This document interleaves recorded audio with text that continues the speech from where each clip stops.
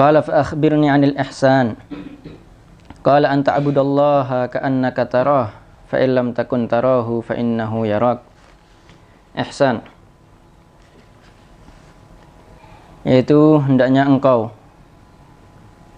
menyembah Allah seakan-akan engkau melihatnya. Fa in lam takun tarahu fa innahu yaraka. Kalau engkau tidak mampu dengan seakan-akan melihatnya, ketahuilah sesungguhnya Dia Allah senantiasa selalu melihatmu. Hadza maqamul ihsan. Enggak mudah ihsan ini. Bukan cuma dalam ibadah secara zahir,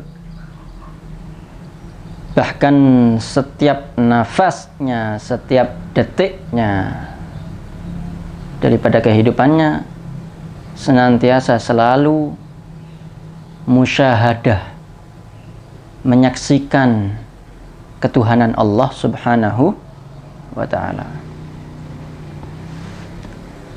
Umumnya kalau sekarang di mana-mana manusia ngelihat corona,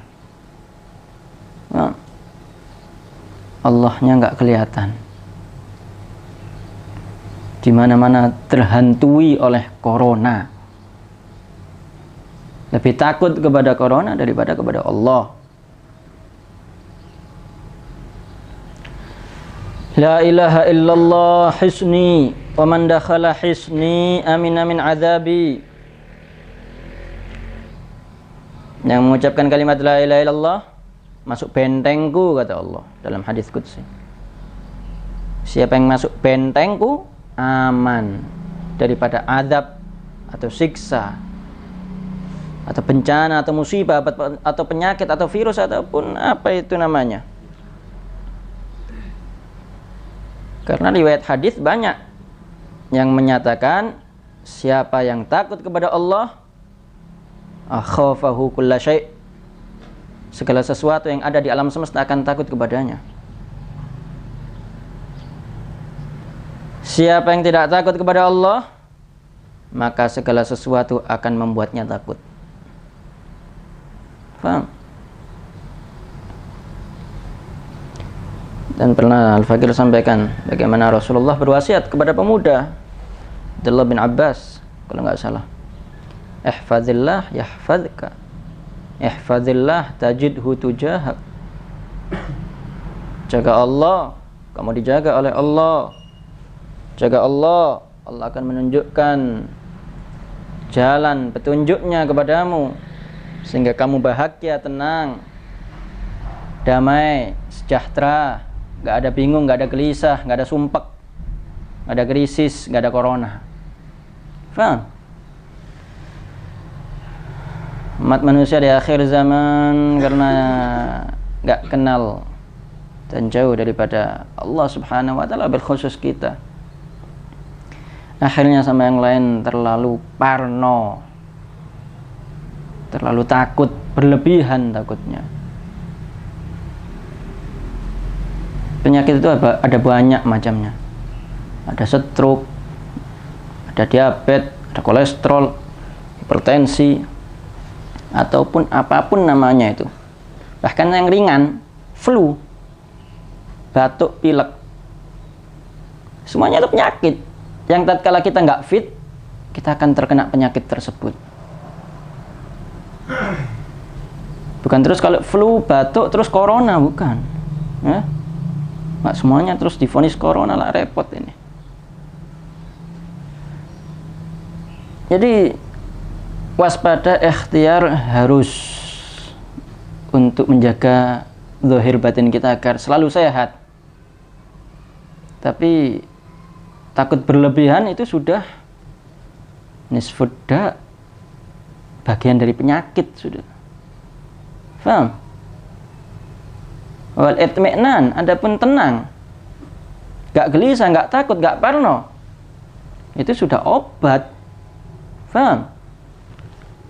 Karena obat itu ya tatkala kita mau sembuh, tatkala kita ini mau bangkit untuk menyatakan tidak ada lagi penyakit dengan menjaga kesehatan pastinya.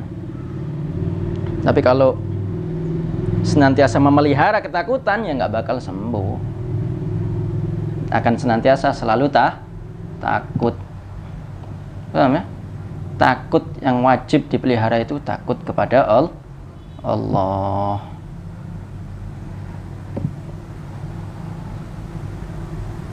Takut kepada makhluk, ya tergantung manusianya, tergantung makhluknya. Kalau imannya nggak kuat, ya seperti itu jadinya, parno.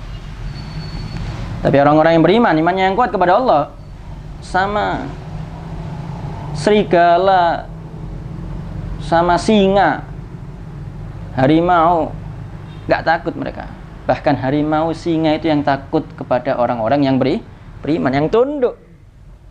Berapa banyak kita melihat dan kita membaca di kitab para salafun sholihin, mobil khusus para habaib, singa, binatang-binatang buas tunduk, duduk di depannya, digosokkan kepalanya. Bahkan riwayatnya sahabat Nabi Muhammad SAW, tatkala satu daerah, entah itu di Madinah, nggak ada yang berani keluar. Kenapa? Karena ada singa berkeliaran.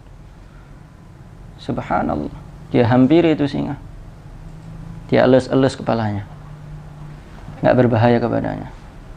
Seraya mengatakan, siapa yang takut kepada Allah, segala sesuatu akan takut kepadanya.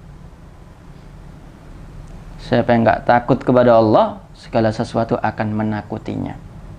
Paham? Kita itu yang diharuskan takut hanya kepada Allah.